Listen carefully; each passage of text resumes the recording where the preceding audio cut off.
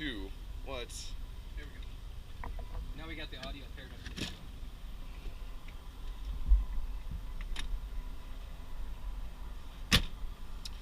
Welcome to Track Walk with Eric. I'm at ORP this time. Lucky Dog decided to run the event a couple hours early to try to get rid of the heat wave. So, race got over at 2 before the really hottest part of the day.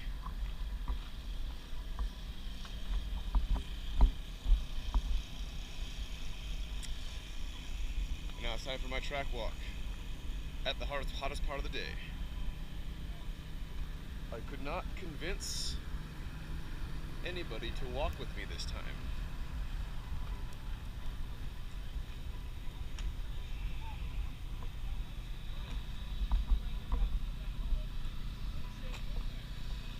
All these smart people not going for a walk on a hot track at the hottest part of the day.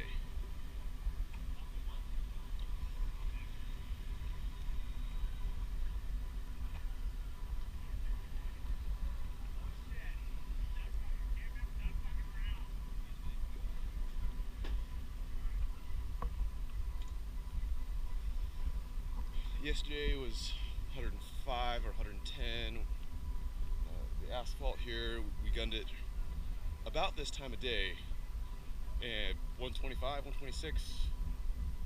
It was pretty warm.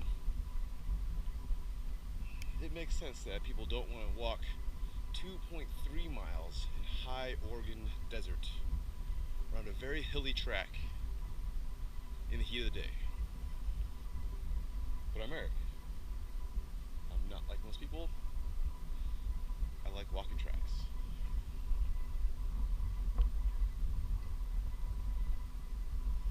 We do have a nurse here this weekend. She said I better bring a backpack with water. Yes, Mom. We are running counterclockwise. The track can run both ways.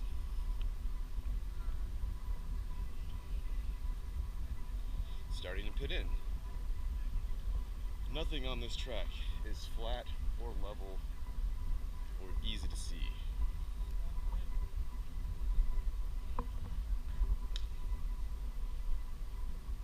For me, both directions are pretty fun. All the tracks that I've been on over the years, this is the one that, I don't know, I can't say special, I've never won here. I did get a group overall pole here, and I decided to start from the back to have fun with my friends instead of start on pole for the group.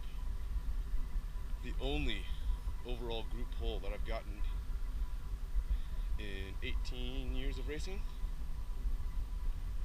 and it was here.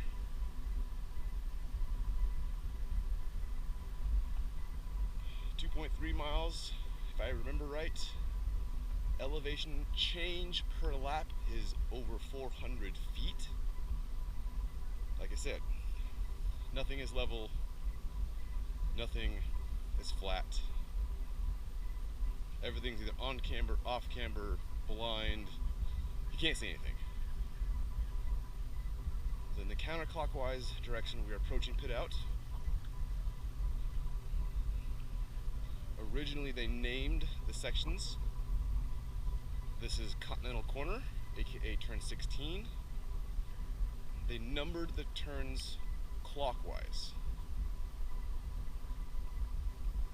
So running counterclockwise, they still name, or all the numbers are still clockwise numbers. So even though this is the first turn after start finish, it is turn 16, counterclockwise.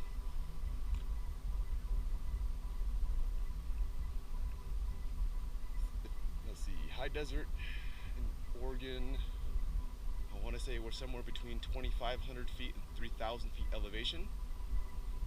People forget that when they come here. A lot of older carbureted cars just don't run very well here because they forget that we're at high altitude compared to the other tracks nearby, Portland International Raceway, which is like 10 feet above sea level. Well, maybe it's 25, I don't know. It's low. Here's at high altitude.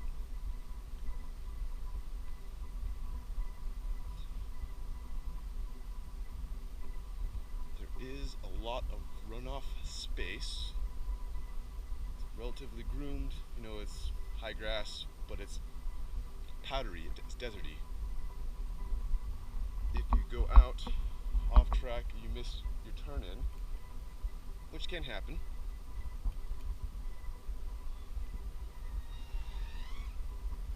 Ooh, the drone's practicing.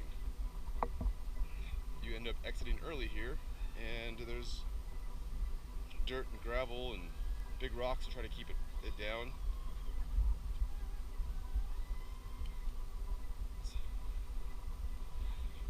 After turn 16, it's going downhill. I got to drive 2 cars yesterday during the test day. 4 different cars offered to drive, but I decided not to drive that many because I want to have fun. I don't want to be stuck in the car all day when it's 100 plus degrees outside.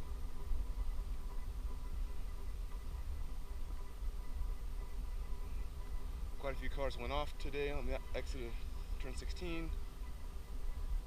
We even had one go off before turn 16. Under braking, the car hooked left for a right-hander. We got brake ducts on one side.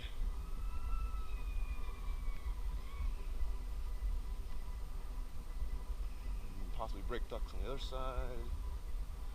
People going wide, dropping into the dirt. Turn 15, kind of go between 16 and 15, probably drop 25, 30 feet, maybe 40 feet between 16 and 15. Then there's it's a little left-handed crest this direction, and you can't see a whole lot.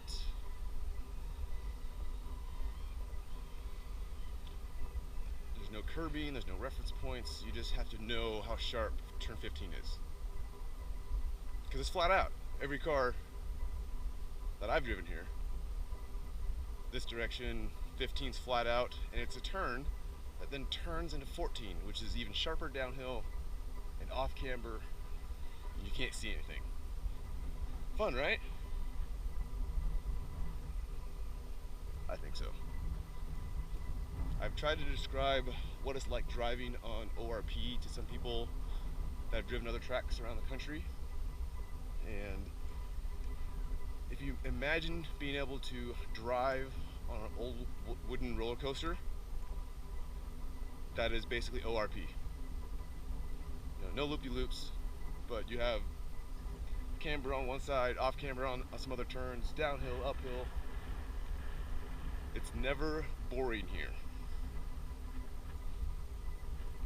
For the Northwest tracks, it's on the slow side.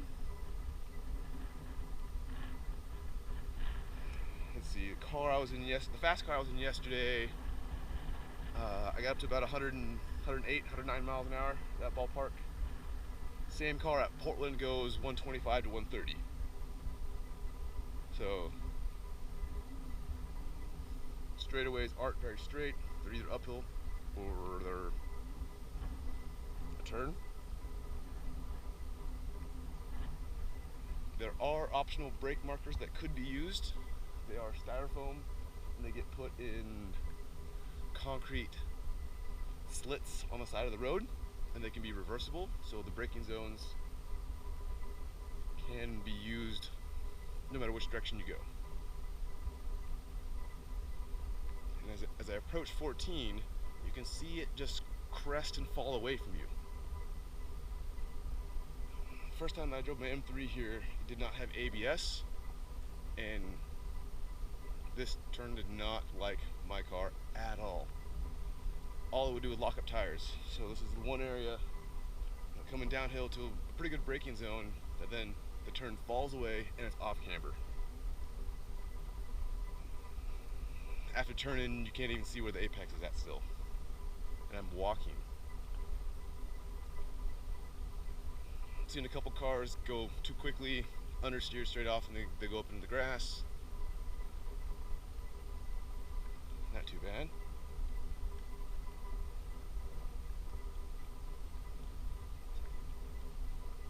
Complete natural terrain track. They didn't manufacture any of the elevation change. It's just undulating in between rolling hills in Eastern Oregon. If you know anything about Eastern Oregon, there's not a lot out here. Grass, high plains, rolling hills, can't see anything. On a good day, like we had today, in the morning, we were able to see the east side of Mount Hood, Mount Adams, and Mount Rainier. And at night, from the horizon to horizon, you can see the Milky Way. Not a lot of,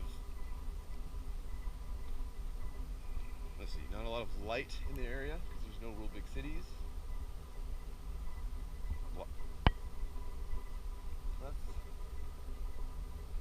If you like grassland, winds in the afternoon, that's Eastern Oregon, that's not a resort.